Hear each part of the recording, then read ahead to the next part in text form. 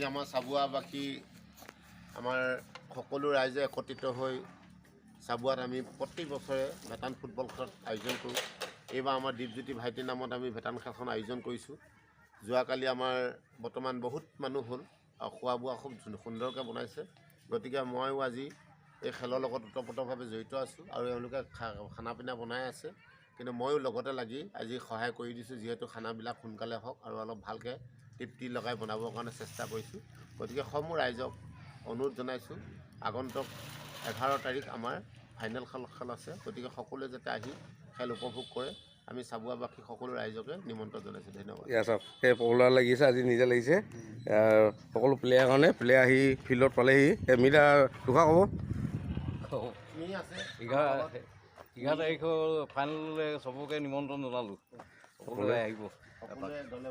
ইয়াৰ আমাৰ পাচলিত লাগি আছে, পাচলিঘৰত বহুত লাগি আছে, সকলোৱে মানে একত্ৰিত হৈ লাগি আছোঁ আমি। বাকীখিনি আপোনালোকৰ খেলৰ পৰ্যায়লৈ যাম, খেলৰ ব্যাগটো দেখামগৈ।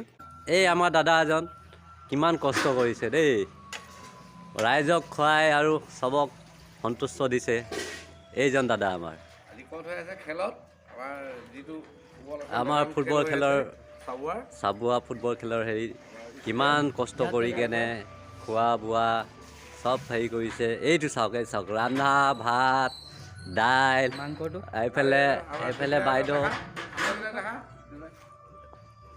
এই জিবিয়াৰো আছে আচনৰ লগত। ভালকৈ চাওক ৰাইজ কিমান কষ্ট, কিমান কৰি কেনে মানুহক ৰাইজক কৰিছে।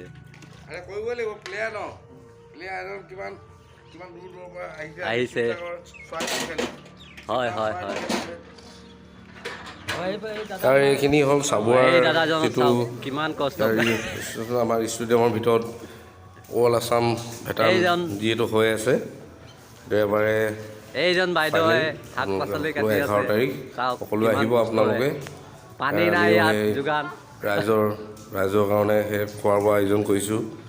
তেনেকৈ সকলো লগত